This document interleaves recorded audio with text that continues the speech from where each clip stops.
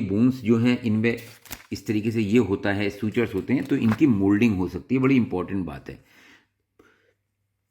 A foetus in a flex occipito anterior position with a gynaecoid pelvis is most favourable for vaginal birth. अब occipito anterior को समझो ये क्या कहना चाह रहा है, इसको मैं आपको यहां समझाता हूं।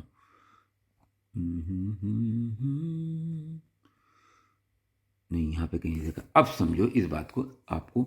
जैसे जो बच्चा है, अब जब ये बिल्कुल फ्लेक्शन में है, तो ये जो ऑक्सीपिट है बच्चे का, आप खुद सोचो, वो एक जो सबसे जो नीचे वाला पोर्शन था, जब पेल्विक इनलेट में था, इसका जो सबसे बड़ा डायमेंशन है ये है।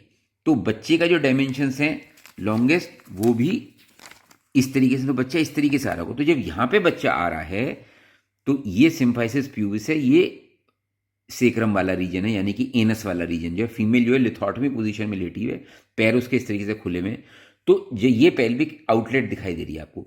तो जब बच्चा ऑक्सीपिटो एंटीरियर पोजीशन में, यानी कि वो इस तरीके से आ रहा है और वो फ्लेक्शन हुआ है, तो उसका जो ऑक्सीपिट है वो इस तरफ आ रहा है बिल्कुल, मतलब वर्टेक्स प्रेजेंटेशन तो है, तो वो इस तरफ से, इसे बोलते हैं ऑक्सीपिटो एंटीरियर, क्योंकि ये एंटीरियरली है, ये ऊपर की तरफ है, एंटीरियरली है, पोस्टीरियरली है। तो ऑक्सीपिटो एंटीरियर का मतलब है कि बच्चे का जो हेड है वो यहाँ पे, अगर ऑक्सीपिटो पोस्टीरियर पोजीशन है तो बच्चे का हेड यानी कि वर्टेक्स जो रीजन है वो इस तरफ है। तो ये है जो ऑक्सीपिटो एंटीरियर पोजीशन होती है, वो सबसे फेवरेबल प्रेजेंटेशन होती है। अच्छा जी, अब फिजियोलॉजी करते हैं, अब लेबर की बात करते हैं। Perineal tissues after offer resistant to delivery specially in early pregnancy women. हाँ, ये कोई बात है। अब physiology of labour, the mechanism underlying human parturition are not fully understood and differ from other animals models that have been. In particular, the process that initiate labor is poorly understood. There are number of points, important element. The cervix, which is initially long, firm, and close, with a protective mucus plug, must soften, shorten, thin out, effacement, and dilate for labor to progress. अब इस बात को समझो, cervix का effacement का मतलब ये है कि सर्विक्स की लेंथ भी शॉर्ट हो रही है और वो थिन भी हो रहा है।